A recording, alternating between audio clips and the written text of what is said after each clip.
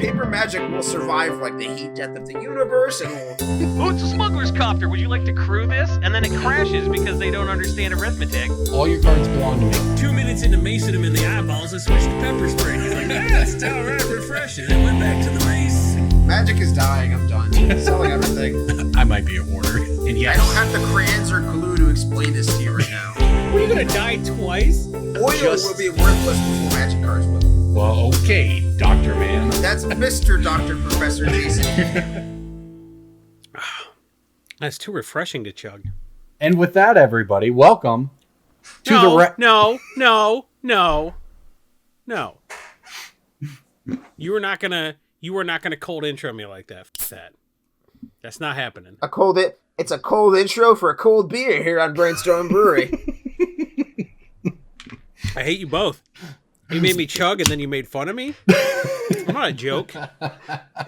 Welcome in, everybody. I was just simply going to call us the Raft Cast because as we record this podcast, we are coming off of a night yesterday where we spent 4.5 hours streaming the game Raft. We canceled the podcast because we were having too much fun stabbing sharks and building That's nets. Literally true. We are irresponsible. We were supposed to cast last night and we just didn't. So those of you who are people who go to patreon.com/BSB and give us money to have access to the spreadsheet where we put our picks of the week and our breakings bulk in as soon as we cast, you did not get a Monday update and you're like, I normally get that. That's the thing I pay for. I thought you were going to go with the whole, like, so people who are editing this cast, we apologize. Yeah, that's where I thought we were headed to. We pay them. Look, when people pay us, we apologize to them. Yes, okay. When we pay people, our apology is paying them. Okay. Right? Yeah, sure, Jason. That sounds great. Am I wrong with the dynamic? Should people who pay us apologize to us? And then the people that we pay, we apologize to them? Is that how it works? I mean... It doesn't seem right to me. That's just Brainstorm Findomery, right? Right? Hey, listen, pay pigs, you'll get your pick of the week updated in the spreadsheet when we get around to it. How about that? Oh, man. This cast took a turn early. Speaking of the spreadsheets, though, what we want to do today is look back at 2020. We're going to look at some of what we think were our good calls that you can see on our 2020 pick of the week spreadsheet and see what some of our bad calls were and see if we can kind of, as we work through this, kind of figure out, I guess, what 2020 in review looks like as we move into 2021 to see if there's any lessons we can learn. So, from a high level, let's talk Magic in the year 2020. No paper events. There weren't none. There was 2 months. That's true. You're right. Despite everything in 2020, though, no events for most of the year. Stores not being able to buy cards, people not being able to buy cards for events to play in, right? Now, the entire ecosystem kind of went down, and yet, according to Wizards, they said this. The Hasbro CEO said in their conference call over their earnings for 2020 that Magic had, quote, its best year ever, and that it goes for D&D as well. So because that is something. Now we can get into that. In particular, we can start talking about how much of that is thanks to Secret Layers and Arena and so on. But the reality is that was what happened. And we also saw these explosion of prices. It started with Commander staples as, stores weren't able to buy cards in person. All those cards that DJ pulls out of binders weren't able to get into the ecosystem. We saw Commander stuff going. And then we saw big jumps every time there was a stimulus check involved. And that has now recently led to another round of crazy spikes for reserved list cards. That's 2020 and I guess the first month of 2021 in a nutshell. What to make of it all? People selling game stonks to buy our game stonks. People selling game stonks to buy Underground Seas? Yep, people selling game stonks to buy Bitcoin, selling the Bitcoin to buy Dogecoin, selling the Dogecoin to buy Bizarre Baghdad. It's very bizarre.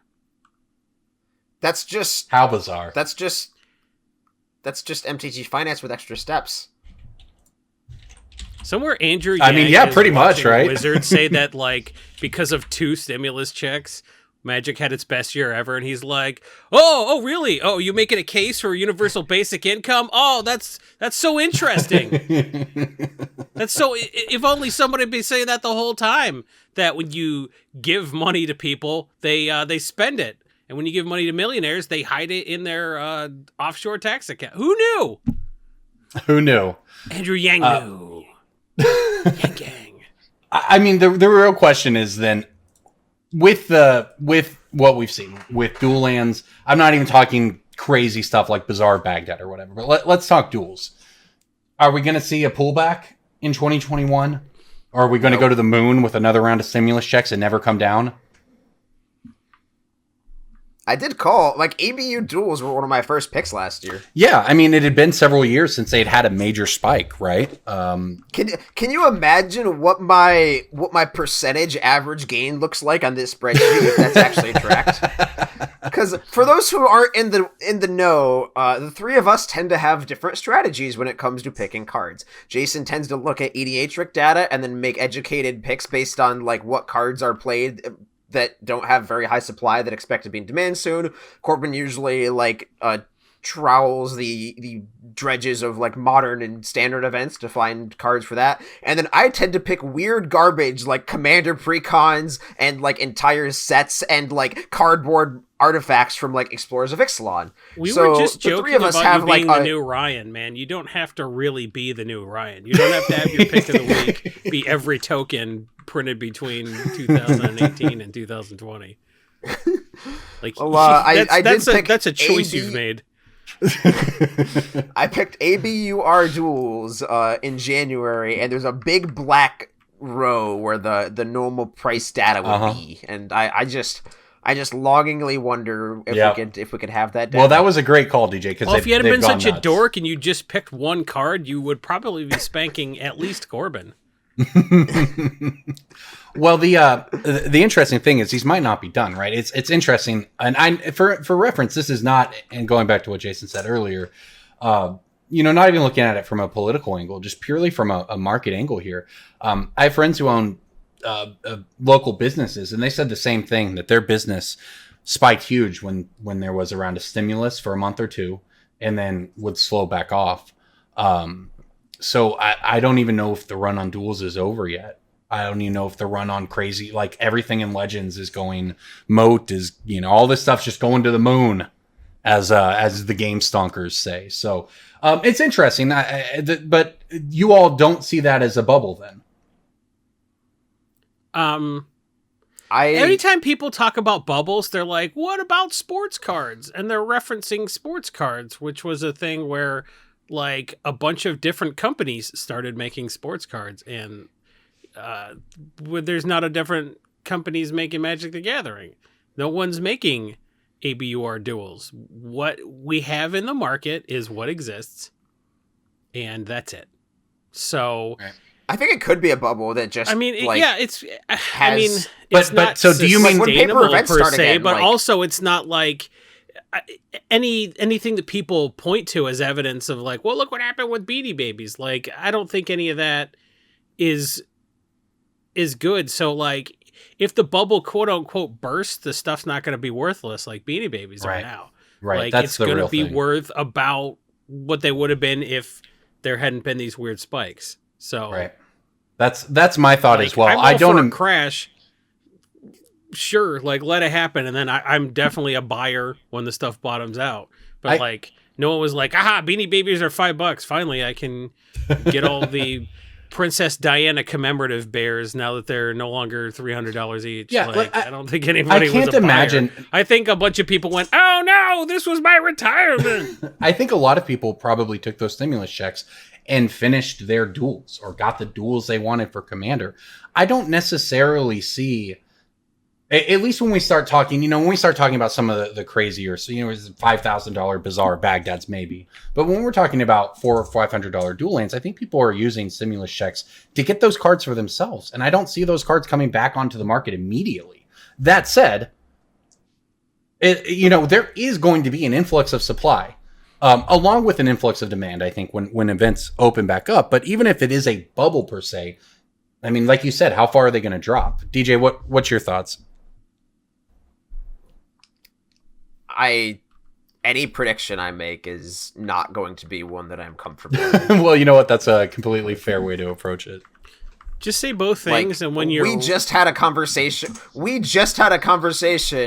where you're like, I'm a Wild West gambler, pew pew, and I was like, me like safe stonks that just like slowly, gradually line go up over time. Yeah. And now you're like, DJ, what side the coin's gonna flip on? Heads or tails? 10 grand, let's go! And I'm just like, no, me buy card, me sell card. Well, you know what? That's That is a why completely... we don't bet each other money on this podcast. We bet each other putting painful food items in our mouths and crying. Yeah, we had it's an interesting discussion. We had it before the cast about like your risk tolerance for stuff, right? If you're somebody who thinks that the next round of stimulus checks is going to blow up the dual market and they're never going to come down in price, well then go buy them. We're never getting those stimulus checks. I mean, I don't know about the politics of it, but a couple months ago, everything was up to Donald Trump, and we were, not getting stimulus checks again or whatever because he wasn't going to get reelected. But now it's up to Joe Manchin, which means we're never getting shit. That is a good point. Fair point there, Jason. It's not up to Joe Biden. It's up to Joe Manchin. And we're screwed. He's like, we got to do another 2 years of means testing. What if Elon Musk got a check for $2,000? You don't want that, do you? Well, this is bordering a little more on politics than we typically do, but it is interesting that in this case, it really does matter because the stimulus checks have been the biggest thing pushing the market here in the United States. And apologies to everyone overseas, but frankly, I can't travel anymore. I have no idea what's happening. Oh, I'm sorry. Are you having a hard time with your no COVID? So that must suck not to have COVID. Yeah. So you don't need stimulus checks because you can just go outside. That must really suck. Yeah. I want to touch on a couple of the picks that I think did particularly well for me last year. And see if we can try to see what we can draw here. Some of my best ones were Tormented Hailfire early on in the year. Also did well on Time Stream Navigator. Also did well on Dowsing Dagger and Curtain's Call. These are all, you might notice, commander cards. Same with Curtain's Call? Right of Replication. It's true, I did. You talked about it all the time, and then one week I just made it a pick because it wasn't on the sheet yet. I think it's because it went up on MTG stocks, and you're like, man, this card already went up. Let's call it now. That's an interesting... the best way to find cards that are moving on TCG on MTG stocks, our generous sponsor, we might add, is to look for those cards in the market price section that have gained by 2 to 3%. That's typically what I look for, a card that's risen 5 to 10% over the last month or whatever, because that means, sometimes that progress stalls out, but a lot of times it's an indicator for the big jumps later on, right? And you've at that point, you kind of established a bottom, even if you don't know how high it's going to go. So that's, when I'm looking at EDH cards, which I have to take note, I did much better with EDH picks than I did Modern or anything else picks over the course of the year. I think, for obvious reasons, but more than that, I think that's just the future of the finance game. That is, we talked about it being a rotating format. We've talked about all these things in the past. And the biggest takeaway from the year of Commander for me is that there is no year of Commander. Magic is Commander. Yeah, I mean, we can also just, we can also just touch on like our own individual strategies, like I mentioned earlier. And expand a little bit on those. Like, my two best picks were very late in the year, and I mean, I've talked about this specific strategy a few times, but it's worth noting again. Lovisa Cold Eyes went from 1 to 8 trillion, and then Dead of Winter went from 1 to 3.94 trillion. Now, to the moon, both DJ. Both of those cards were ones that I picked because I saw a small amount of information that didn't have data to be picked about yet. It was the word Kaldheim, and called sounds like the word cold, and cold means snow. And therefore, Lovisa Cold Eyes has snow in her art, and so does Dead of Winter. And Dead of Winter has the bonus of having it in the text box, too. A to B to Z to D to A. I got you, man. I'm following. I like picking cards that are very, very, very cheap with moderate to low supply that have a potential reason to just shoot through the roof based on small amounts of data that Wizards of the Coast gives us. And one of my other picks, it never has to materialize, right? Like Lovisa Cold Eyes, whether or not it's good in EDH, which is how like I tend to evaluate the stuff. DJ picks it on the basis of if you are prepared for people getting a bigger announcement. Like if you hear a keyword that makes you go, when people hear the word snow or see a snow card spoiled, they're going to run out and buy this stuff, and those 25-cent copies are gone. They got to buy them from Card Garden on TCG Player. So that was, those were good picks by DJ. He was just like, whether or not snow pans out, it doesn't matter. These people aren't picking these cards on playability. They're picking them on obviousity. Well, and that makes sense. And, that makes sense, right? DJ nailed those two picks. Yeah, if you think about the pro tours of the past, right? You'd watch on Friday morning to see the deck text, and then you buy those cards. Well, then obviously everybody does that. That doesn't work. So what's the next evolution of that? Well, DJ starts looking for any word from Mark Rosewater or Gavin Verhey that is going to pay off down the line, and it paid off huge.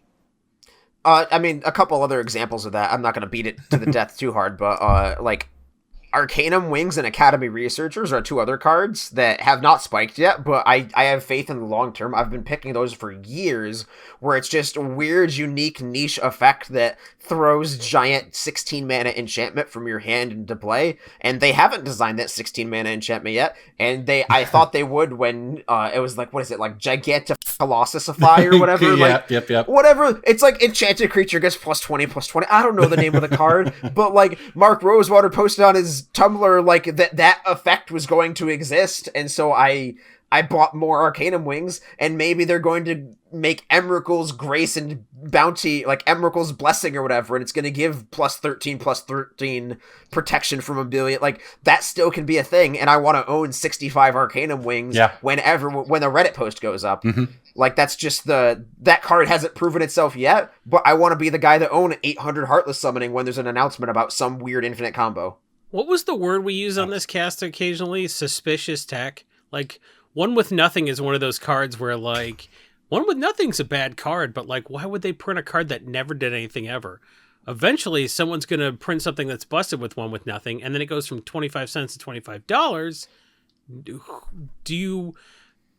How bad do you take a bath buying 100 copies at a quarter each and, like, oh no, that's $25 I don't have? Like, exactly. It's not a big deal. I kind of don't hate picking up suspicious Magic cards, because Braid of Fire was terrible forever until it was that's ridiculous. A good example. Well, like, I think the last example I'll give of this that almost hit, it was like perfect except for the one reason that made it worthless is I've talked about this card before. It wasn't on this year's spreadsheet. I think it was on 2019's, but Nyx, like Nix, the card Nix. Oh, yeah.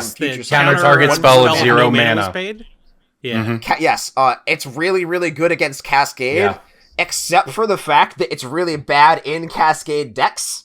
Because you can cascade which is into like it. all that, because that's all that Magic is right now is Bloodbraid Elf into 7 mana Planeswalker. Yep. So that's bad, but like that card is the exact kind of like suspicious is the perfect word, Jason. Just like this is from Future Sight. There's 8 copies in the world. The second one person wants 4 of them, I'm a millionaire. Yep. And like, what happens to the price? Like, on a smooth graph where you're like, well, here's what the price did based on all these copies from TCG Player selling and all these copies on TCG Player being relisted. It doesn't matter when every website is sold out and then you are the guy that's got 4 copies and you can be like, I don't know, $25. Like, having the supply, you sometimes get to set the price, or you sometimes get to sell for the spike price, because like stuff's recalibrating. When a card goes from 25 cents to $25, everybody runs out to their LGS, goes and the LGS has got 4 in a binder for 25 cents, and the people are like, oh good, I don't have to pay any amount of money on TCG Player. But like, while that's happening, while there's 2 or 3 days where the inefficiency is still built in, where everyone's like doing all that little dance and, people are raising their buy list prices and restocking and relisting, if you have copies like you don't have to worry about buying with all the hype. You sell into the hype. So being ahead of it is how you benefit. That almost rhymed. So that's why we tend to, like, anybody can call a card after it goes up and be like, oh, I better run to the LGS and see if they'll sell me a Final Fortune for $1 still. Like, anybody could do that. What we like to do on this cast is tell you the stuff ahead of time that we see coming, so you actually have the copies when people want to buy from you. You're not buying when everyone else is buying. You're selling when everyone else is buying. Well, and so you have the information to look for those kinds of cards yourself. Right. And I think that's probably the biggest takeaway here, right? Is that those were great picks by DJ, but DJ didn't have any special information that you at home did not on those. So I'm going to add another sort of lesson learned from 2020 here, at least for me.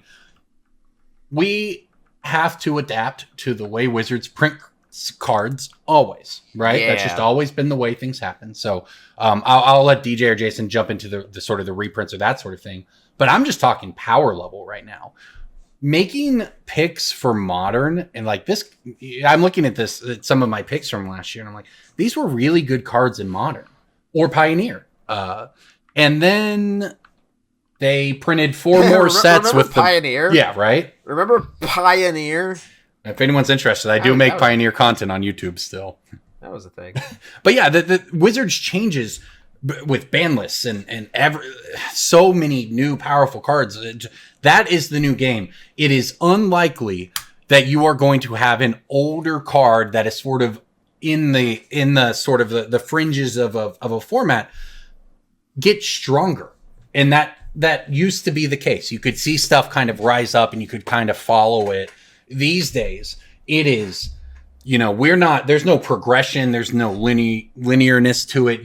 We are jettisoning from one crazy format to the other. And like DJ alluded to right now, everyone's cascading into Tybalts in Modern because why not? Like, how can you make picks for that format when this is happening every single set, right? God, I hate to interrupt you because that's such a good point, but can we just talk about, for like 5 seconds, about how that's just one of the golden phrases for like time travel wise? It's one of those, like, there was a minute where like it was like 2017 or 2018 where like Polluted, Delta, and Wall of Kelp were the same price. And that was one of those, like, just run back 5 years, scream it into, like, the void, and then everyone's like, wait, what? And then you're like, you do the same thing of, like, 2021, you hit a button, go back 10 years, you're like, quick, in Modern, everyone's cascading into Tybalt, run, no, I'm out of time, no! And then they're like, what? You know what? I'm going to push it to the extreme as I typically do on Mighty Modern. I'm recording Mighty Modern later tonight. I'm playing 55 lands, 4 Violent Outburst. I'm sorry, 54 lands, 4 Violent Outburst, 1 Tybalt's Trickery, 1 Emrakul. That's the deck. We're doing it. Because that's Modern now. So why would you even look at cards like Primeval Titan, which I picked early in 2020? Because Primeval Titan was insane. Why would you even mess around with cards like this in Modern these days? It's just not worth it. You know what my biggest gainer was? Calling Journey to Eternity at $1, and it's $6 now. I made 500% gains on that card. Just calling EDH stuff worked really well for me. That's kind of my thing. These guys talked about their thing. My thing is EDH stuff. So like I said, I like to call stuff before it pops. And I go to EDH Rec because I like EDH Rec for lots of reasons. I go to EDH Rec and I see what people are building. Like, I could guess what people are going to build, and that was kind of what I did very early into my EDH financing. I'm like, oh, everyone was clamoring for a cleric commander. We have Eiley now. Everyone's going to build cleric decks, so like get your Starlit Sanctums, and then didn't happen because people built Eiley as a life gain commander or, did something else with it. So if I looked at what people are actually doing, I probably would have lost less money. So I thought, hey, I'll use the data. I'm not going to speculate. I'm going to see what people are actually building. And then I was like, well, Painful Quandary seems good. I called Painful Quandary at $7, went to 19. Stuff like that. So you have a couple of weeks between stuff starting to show up on EDH Rec and the stuff selling out on TCG Player and Card Kingdom and, some of the other sites. So I kind of use what people are actually building in EDH to kind of predict what people are going to want. And I sort of mentally build all the decks when the cards are announced to kind of see what's going to get there. Like I made a bunch of Finn picks. But Finn stuff is moving so slowly that I just I'm like, okay, that stuff's moving slowly. I'll talk about that in a couple of weeks. So I try to put the stuff in order of like most likely to spike right away and talk about all the really obvious stuff. And then later I get a little bit more granular. I'm like, well, this stuff's moving slowly, but it's going to get there. So, I'm talking about Finn this week. My pick of the week and Breaking Bulk are both on the basis of that deck. And Finn was spoiled at the same time Magda was, roughly, but the Magda stuff spiked immediately and it was big, dumb, and obvious. It's like, buy dwarves, buy Dargans. But some of the Finn stuff, not as obvious. So I've taken a real data-based approach, and that's really helped me a lot. So, just looking at data, I made a lot of EDH picks, and I didn't always hit, but when I did hit, it was, we're locking in multiple 100% gains quite a few times over the year. So, like, you doubled up or tripled up sometimes quite a bit just by looking at what people were going to play in EDH. And sometimes, a $5 card becomes 10 overnight just on the basis of one new deck because that card was in like Innate Invasion or something like that. Mm-hmm. So EDH tends to spike old stuff that doesn't have a ton of supply. People forgot about, and it's just kind of like cheap. So EDH can turn a $2 card into a $6 card overnight.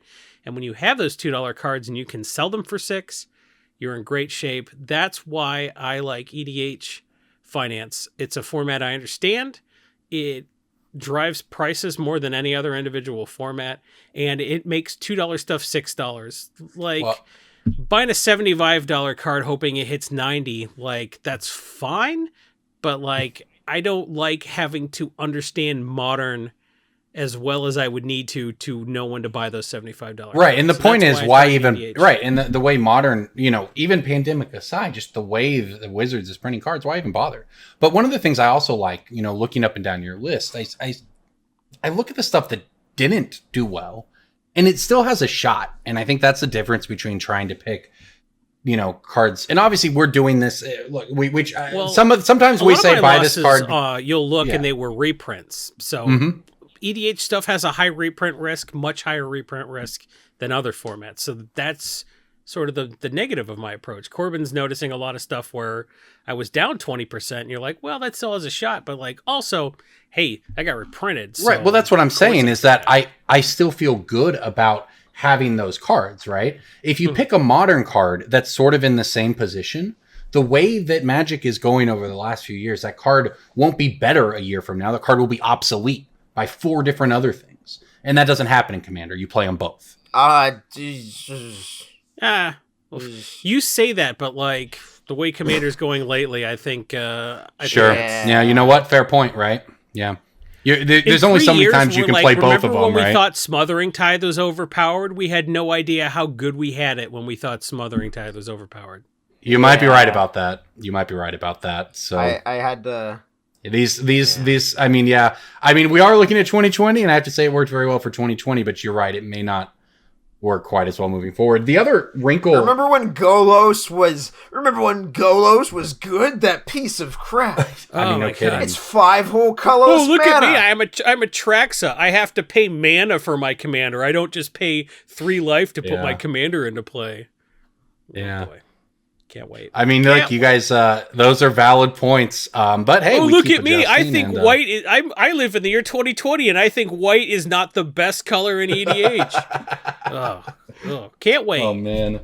Oh, you're gonna be somebody's gonna play this clip in 5 years, and you're gonna have been so. Because Wizard of the Coast, like, hey, we heard you didn't like white, so we ruined EDH. You're welcome. You said white was bad, and we made white good. That's what you wanted. You wanted your format unplayable, right? We did it. Never a guest coming back on this podcast again. We're the people that brought you Felidar Sovereign, and this wasn't Gavin's fault. Gavin's not ruining. I agree. Commander. I mean, he's just not doing anything. He's in a position to stop them. Right? He could go in there. He could be erasing computer files. He could be wiping off dry erase boards. He could be like going into people's houses and whispering good ideas in their ear while they're sleeping. He's not doing any of that shit. So, like, was not let Gavin off the hook. He could be slowly undermining how Wizards is determined to ruin EDH. And Is it The power creep is... he's like, I'm hard at work on a good EDH product. And that's not what we need. Wait, so the three things you listed were were erasing computer files, Yes. erasing whiteboards, and then going into people's houses. Now, if I've seen any episodes of House, those are all three things that he does. No, So he sends the minions to the houses. Gavin needs to get someone to admit that they cheated on their wife so that they make the set better, but then they'd be like, oh, you cheating on your wife wasn't relevant to, like, you making a broken white uncommon. I'm sorry. If you bought multiple copies of every card all of us picked over a year, if you picked any one of us, you made money. You have to buy every card, right? But, like, it all evened out to being your way up. It is true, and it must be said that if you follow Jason's picks, you did the best, because it was, in fact, the year of Commander. All right, well, unless you count the dual lands. Unless you count the dual lands. All right, so let's move on then to the aptly named Breaking Bulk. Breaking bulk time. Breaking bulk time. Break. Oh, yeah, Breaking Bulk. There's so much good stuff. It's a pick. Breaking bulk. The end. Who wants to go first? Ooh, gotta break some bulk. I'll go. Gonna All right, DJ. break it in half. I have Breaking a bulk. Theros Beyond Death Black Rare. Why are you Nightmare like this? Shepherd. Corbin's got it. Oh, first try! I softballed a card that was printed in the year of our Lord 2020. I actually have no idea what that card is worth, DJ. What is it worth? But it is just the card that stood out to me as strong. It's a bulk rare. I list it for like $1, but it's Okay. I think the market price is like 85 cents or something like that. But it is a card you find in bulk rares. It's commander playable, which is a statement that can be made about most cards, I think. Yeah. But, Anything's playable in a crazy format. Yeah, I mean, it's a 4-mana 4/4 flyer. When another non-token creature dies, you may exile it. You can basically replace that creature, except it's a 1/1 creature with flying. It's just a card that people read and they're like, this works in my X deck. And it's more playable than other bulk rare chaff in that set, I suppose. And when people are going through their Theros Beyond Death cards, this is the one that doesn't make the cut into their binder of cool, valuable stuff, so it gets tossed in the Yeah, remnants. it is a cool card, though. All right, I think I'm gonna stump you all with this one. You might. Rivals of Ixalan, red uncommon. Is it the discard draw 2? No. Cathartic Is it- Reunion type card, no. Wait, discard. Well, no. that wasn't uncommon. Sorry. No, it is not that. It's a creature. Wily Goblin. No. Or Wily what? Wily Goblin is the card. That is not it, though. That also might have been from Ixalan. I'm not sure. But this is not that. Jason? Is it the one that makes the treasure every turn? Nope. Is it a creature? It is. He said it's a creature. Is it the dinosaur it's, thing? It's the no wait. Didn't you pick this last week? It's the Hutmaster. You picked this last week. I did not. That card is from Ixalan, DJ, not Rivals of Ixalan. Okay. Is it the dinosaur guy? Jason is right. It is the dinosaur guy. Forerunner? What is the dinosaur guy? It's Forerunner of the Empire. It's a 4-mana 1/3. Oh, that when it one. enters Okay, play, yeah. search your library for a dino, put it on top of your library. Whenever a dino enters the battlefield under your control, It's a harbinger. you can deal 1 damage to it. Well, yeah, you can deal 1 damage and it triggers the enrage on it. But yeah, this card's actually almost 75 cents. It's been solidly rising since it was printed. I mean, this is definitely a card you should be on the lookout for. Who predicted the dinosaur This is stuff? the ideal breaking bulk card. Yeah. Like when the Magic cards hand us their resumes and they apply to be. This is how it works, by the way. This is canon. This is BSB canon. When the Magic cards like line up and give us our resumes applying to be candidates for breaking bulk or pick of the week, this card's resume is perfect. It's got 1 printing from an obscure set. Yeah. And it's a casual trope that will always be popular. Have you looked at the price of Zakama, Yeah. Primal Titan of whatever Yeah. it's called? That card is best buddies with this one. This is its protege. This rides in the sidecar. This is the perfect Breaking Bolt card. Yeah. Somebody asked me and DJ on Twitter if they should like invest in Zakama. We're like, no, that card is 100% getting reprinted in the next 12 months. I mean, that card is very pricey. $25 for those who don't know. Sometimes we poop in the bed, and sometimes we just sleep in it without pooping first. But hey, we made money if you buy all of my picks and not just one of them. For what it's worth, Rivals of Ixalan, 4 cards over $20. Yeah, nobody opens that set. Did you draft that set? I did. Have you experienced the feeling of somebody like turn 1 Yu-Gi-Oh style flipping their black dinosaur at you? Like, ugh. I actually believe I have a box of that set in my office that I think we will never ever draft. I don't know what to do. May as well just get rid of the box. Drafting that set was even if you drafted it with Ixalan, if I recall, that's how you did it. Yeah, Ixalan and Rivals. It still wasn't. It was better than triple. A lot of fun. Yeah, it was better than triple Ixalan. That's for sure. All right, DJ or Jason, what do you got? Tripsilon, we called it. I got a bonus pick. Tripsilon. I was going to call Okame Adversary. Okame Adversary is like 25-50 cents on some sites. Like from Throne of Eldraine, this will be right? A quarter buy list card here pretty soon, I think. Mm-hmm. It's pretty reprintable, but this was from Throne Eldraine. It's the if your opponent controls a green permanent, are we supposed to be you can guessing it? Because I think I have a good idea of what it is now. What now? I said, are we supposed to be guessing it? Because I think I have a good idea of what it is now. No, this is my bonus pick. Yeah, this is the bonus. I said I was going to pick Okame Adversary. When it deals damage to a player, draw a card, and it has Death Touch, so like nobody wants to block it, and then it's like, okay, draw a card, idiot. You know, it's just like it's an Oran Viper that you can pay for 2 mana sometimes if they have a green permanent. Whatever, Okame Adversary. It's fine. It's played a lot more than I expected in Commander. Like, I don't like this card, but a lot of people do, so they're playing it, and they're making money. This will probably be 25 cents on a buy list here pretty soon, and when it is, I got a big old stack of them.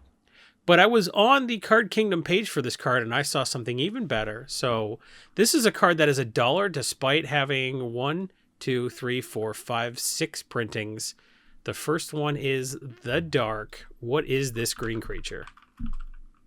Elves of Deep Shadow. Elves of Deep Shadow is a damn $1 with 7 printings? That's crazy. There's an FNM foil that's like $33. It's a mystery booster card. It was in Guild Kits. It was in Ravnica. It was in Dual Decks. Is it versus Golgari? And it should be in your collection somewhere. This is one of the first, especially because it was a Magic Ravnica common. You probably got some of these. And as a matter, this was one of the first Magic cards I ever owned. Oh, nice. It's a great card. It's an elf that taps for a black mana instead of a green mana, which is pretty good because it turns out a lot of people play Golgari, and every elf commander is green black, including the one that was just out in Kaldheim, the whatever Lathril, yeah. So Elves of Deep Shadow is like $1, and you probably if you drafted any Ravnica, you have like a stack of like 12 of these. Just go buy list them all for 50 cents each. You did it. Yep. All right. Well, before we move on to the next thing, we want to give a shout out over to our friends at originalmagicart.store. It is the best place to go if you want any kind of magic art, whether that's on a playmat, whether that's on a print, whether you want to get in on one that hasn't even been made yet. You can pre-order, help those fire. Anything you put into that site goes to support the artist. We think it's one of the best things to come out of the magic community in the last number of years. And if you are interested, you can also use the discount code BrewCrew on checkout. You'll get a little money off your order, and we would sure appreciate it here. What do you mean if they're interested? Cool You're tokens. Interested. It's a coupon code. Like, what are you talking about? It's like, man, paying full price is way more fun than using. No, just use the coupon code. Stop. Don't put it like that. Don't put it. We demand that you are going to use a coupon code because you're leaving money on the table if you don't. We demand that you use ours. All right, Jason has demanded it. But in addition, like, let's just say you're one of those people who don't like magic art. I don't know who you are, but let's just say you're one of those people. And let's just say you're one of those fancy pantsy people who are like, a magic card is just a number with words on it. Meh. Like, you're like the computer robot limited player that just sees all magic cards as like data points and like everything. Like it's the Matrix, you just see lines of code. Spreadsheet the Gathering. Yeah. If you're one of those people, then you probably like classic art, don't you? You like that one famous wave picture. You like Vincent van Gogh. You like Vincent. You like all the crazy wacky like original art from like people that died of rickets in 1300. Like those exist as tokens. I did. I think he's right about that one. Vincent van Gogh? Goth, yeah, that makes sense. No, I said Goth, and I mispronounced it. I see. No, you don't want to hear the real way it's pronounced because you will be so mad. I know the way that. Oh, is this like Artificer? Is this Artificer? No, it's worse. It's worse. You know how his name is pronounced? Vincent van Gogh. Swear to God. I mean, I believe you. And now you know that, and it's gonna be every time you see Vincent van Gogh, it's Van Gogh. Damn it. Every time you see his name and you're like, ooh, it's actually Gogh. And you're like, nah, I'm so mad that that's taken up a spot in my brain and I don't remember. It's the Eidolon of art. It's bad. Well, yeah. My point. It's actually it's supposed to be Garuk. You're like, I'm not going to say Garuk. That's the worst. DJ. Anyway, you were talking about Vincent van Gogh. You can get the Mona Lisa. You can get the human from Leonardo the Mona Lisa da by Da Vinci. Vinci. Yeah. Yeah. You can get all of those things as super cool token. Like you could use infinite tokens, but you're a bad artist, aren't you? No. I know you know what? are. Yeah, you are. I actually bought some stuff from OMA on TCG Player, and they sent me the Hokusai's Big Wave as an elemental token. Nice. So like you actually like you can get cool stuff like real original art as tokens, and that's cool too, right? Like I've gotten these from collections before, and I had no idea where they came from, but I kept them, and now I know where they came from. There you go. All right, check it out, everybody. OriginalMagicArt.store. Now it's time. Use our coupon code, or I'll find you. He will find you, and he will whisper good ideas into your ear while you're sleeping. All right. It's like, hey, get a better security system. It's a good idea to lock your doors at night. Ooh, I'm on the second floor. I don't need to lock my window. Wrong. You tell him, Jason. Woo. All right, DJ, do we have an email from a kind listener out there today? I don't know if they're kind, but we have an email from a listener. Send us your emails, everybody. Brainstormbrew@gmail.com. All right, go. This is new to selling on TCG from Dawson. Hello, Brew Crew. My name is Dawson, and I work for a card store in MN. Minnesota. Creek, probably. Yeah. I want to learn all about selling on TCG to make the store more money and make myself irreplaceable. That's a good job. It is a good idea. I handle most of the sorting and lists people give us in store, which already makes me pretty valuable, but I want to improve in online sales. We're doing very well, and our store is moving to a bigger spot. That's good to hear in this day and age. Kidding. So I want to have a solid system in place before we get there. The owner stopped selling on TCG when COVID hit, but on the bright side, that gave me the added benefit of not having to start fresh because our shop has an online store already with a respectable amount of sales. Can someone explain that one to me? Can someone explain why the store stopped selling online when COVID hit? It might be because of like warehouse procedures and like employee. Yeah, it's not up to Dawson; it's up to the owner. And the I understand. Could be a complete lunatic. That's interesting. Well, I mean, it could be because of like warehouse work procedures and like for sure. Personal like spatial restrictions. Depending on how big it is, for sure. I don't know how things are in Minnesota, but they made Jesse Ventura their governor one time, so like things are pretty messed up in Minnesota. So like I get it. What are the nuances for balancing a shop and an online store? Stuff like separate inventories, keeping track of stock, what to price things at, timing on buying and selling. Do you keep spreadsheets of the inventory? That's a lot that I need to learn, and I'm willing to put the time in. If there's a place or an episode you can point me to, we wish we could do that. I mean, that would be great. The intricacies of that are pretty deep. Otherwise, I'd love to hear what you have to say about it now. You guys always crack me up while giving your listeners useful information. Thank you for reading. That is the goal of this podcast. Yeah. Cracking up is first. We want to crack you up and then give you the useful. You have to sit. I will say this: we are the MTG Finance podcast that is still standing after all these years. That's also true. I'll say before I'll let them dive into the nitty gritty of this question for you, but I'll say that the idea of being the person who does this to make yourself irreplaceable is incredibly forward thinking and smart on your part, and it's just an example. When my store went under at the beginning of COVID, we closed that up and we just packed it all up. I took what was left home with me, and I actually went to the guy who was running our TCG player store, who had that knowledge that I didn't, and asked him if he wanted to come work for me running my TCG player store out of my house once we can, more safely do that again, right? So this is the kind of skill that not only will look good for you in your current role, but it is the kind of thing that you can sell moving forward. And whether it's in a different job, even that, the idea you took on that responsibility, you educated yourself on this, you sought out the resources and became that role. That is the kind of thing that's great for you and your career moving forward. And that even though it's just magic, right? Is a way to look at it. It's just magic. It's actually just a really important job skill. So I'll let you guys go ahead and tackle the finer points of the question itself with TCG. So you're more than likely going to want to use some sort of integration software, whether that be Crystal Commerce or TCG Player Pro, to manage just having like your in-store inventory versus your staged inventory versus your online. Like those are softwares that take their little fee and then provide that sort of service for you. And that's just sort of like a package deal that you're going to want to get to have access to all of these things, or you're going to want to hire a coder and get your own, but that's not what as you scale up. Certainly, those are the options you're gonna have to look at. Yeah. So like mass pricing, separate inventories, keeping track of stock. That is all things that like you want to find a software for. A software that has easy UI for your staff and your customers, assuming you're using like some sort of tablet interface for customers to like fill out a cart in the store.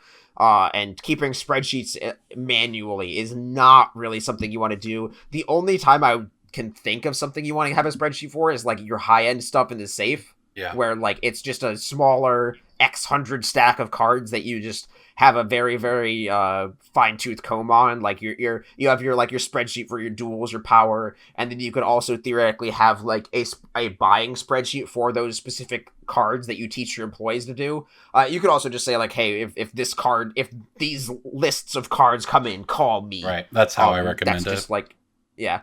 But you could just give them like a paint by numbers spreadsheet of like, if Badlands, if English, if MP number, and then you update that spreadsheet like once a week, but that's just miserable. So, well, the other option, and this is what we did when we were smaller, like you said, DJ's, what he's saying is as you scale up, that's all going to be very, very important. I don't know your situation. Maybe it's you and the store owner in a tiny little place. I don't know.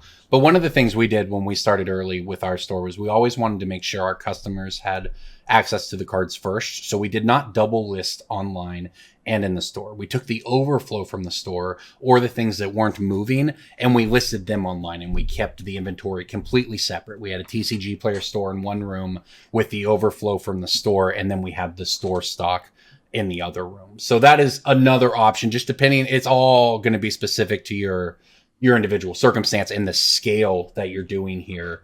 But it's like, I wouldn't mess around with spreadsheets or anything like that. That's a lot of work, especially moving inventory in and out of the store. If you don't have a barcode type system, you'll never be able to keep an inventory of what you have in your store coming in and out.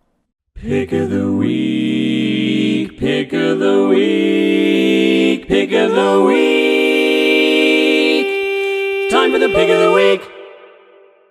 All right, it is time for pick of the week, and we want to mention, like we have many times on this cast, because we always do, MTG Stocks is the best place to go to follow the pricing for cards, whether it's up or down. You use their tools. Looking at the interest page, I suggest using the market price tab rather than the median tab. You won't find $200,000 cards messing up algorithms that way.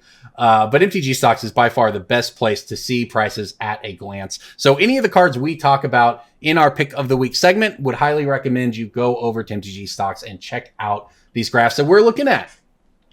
Okay, who wants to go first? Jason, what do you got for us?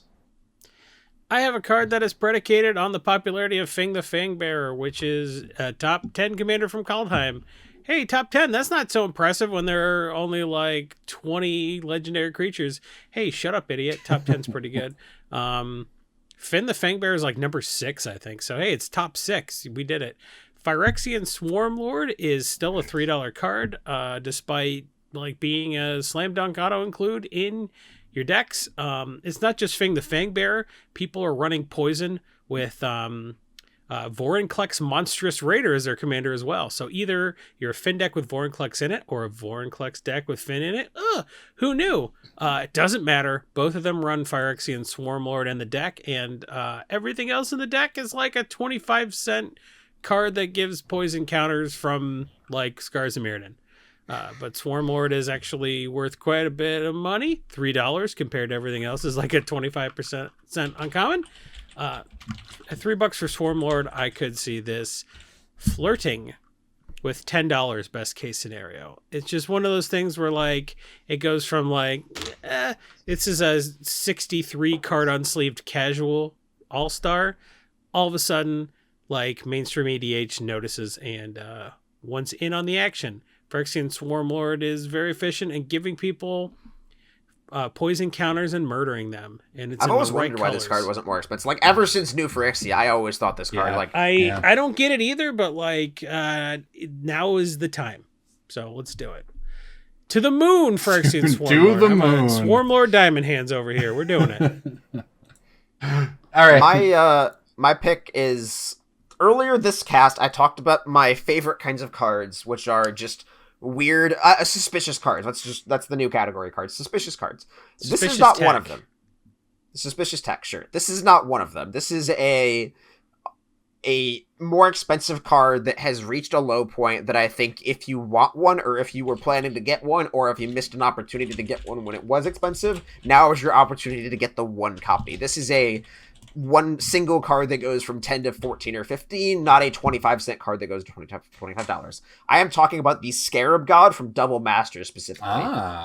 This has always been just one of the best-selling cards from that set, and just from like Amazon metrics in general. This card is just very, very, very popular. It has so many words on it. It does all the things, and like, for those of you who remember Magic Fests and GPs and all that, this was always on our hot list. We always needed more just giant stacks of Scarab Gods that were then distributed through the USPS to Amazon customers around and TCG player customers, and just it's a very casual friendly card, and it recently received a reprint in Double Masters. It is bottomed out around $10. I think this is a safe point to grab a couple if you just were like, wait, wasn't that 35? Now it's 10, so get one. It does seem good at 10. I mean, I'm sure at some point we'll have a full art alternate version of this card, but for now, I mean, even then, I don't know. You're right, I kind of think Masters at 10. Just continue making better gods than this. So like, well, that's also true. But this card is very. I mean, the reanimation clause of it is going to set it apart from pretty much anything that comes after it. Even Remember if we thought Scarab God was good, and then Turgrid's like, oh, you got to pay mana to steal their cards. Ooh, gross. Why would you pay mana to steal their cards? That's a fair point. I'm going to jump in here with another god, but this one is much cheaper. Perforos Bronze-Blooded. So now, like Jason said, this creature also has an activation cost. It costs 3 mana to put a red creature card or an artifact creature card from your hand onto the battlefield that gets sacked at the beginning of the next instep. That's 3 mana. Your creatures have haste. Perforos is a $2.50 god that is actually up off of its floor of about $2 a couple months ago, and it's climbed up to kind of like this 230, 240, 250 spot. So this to me looks like that very soft sort of growth you're going to get on a mythic that will be $5.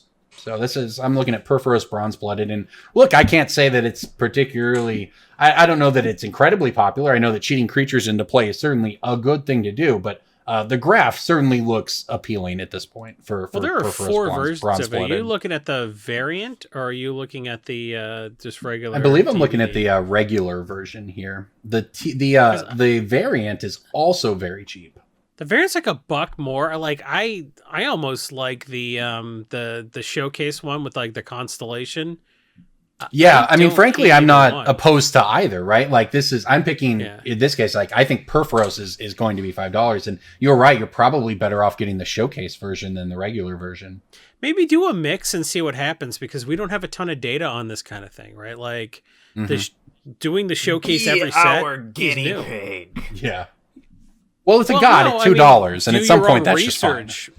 Like, yeah, maybe buy a mix and Yeah. see if one goes to like 15 and one goes to like 8. You're like, oh, okay, now I know. But Yeah, I and don't there's know, so many extra things, right? For all I know, the Theros Beyond Death extras are Pringles too, right? Like there's so many. Well, this is a non-foil. They're The not showcase are like they're non-foil. non-foil options. Oh, there's not. Well, then that's slightly less Pringly. And honestly, the foil is not that much more than the non-foil. It's like $4 versus $6 on the showcase version. So that was the last GP where people were like, "Me bring you shiny, expensive art mythic from new set." Yeah. And then I put 2 fingers up, and they're like 200, and I'm like, Yeah. yeah, nope. sorry. I'm gonna put these 2 fingers over your lips to silence you, so you don't scream when I tell Well, you. hopefully when those events do come back, people have a better understanding of what these cards are worth. Because I had the same issue. People would open it and think they were worth $150. In reality, they're worth like $20. All right, everybody. I think that does it for us this week. This was a good episode. If you have any thoughts from 2020, anything you learned about Magic in that time, I guess, that you want to share with us that we didn't touch on, please send us all your emails at brainstormbrew@gmail.com. Well, subscribe. That's right. Yeah, button. like and subscribe. like, put a button, subscribe. put a button on the YouTube video, just a big button. Down there. Button. It would be a really nice thing to do. It's a $0 way to support us. If you don't want to go to patreon.com/BSB and give us your money to have access to the spreadsheet and all the perks you get, we understand. But like, hey, for $0, you're already on YouTube. Just like and subscribe. And if you're not on YouTube, go to YouTube, like and subscribe. Well, until next week, everybody. This is Brainstorm Brewery. We'll see you then.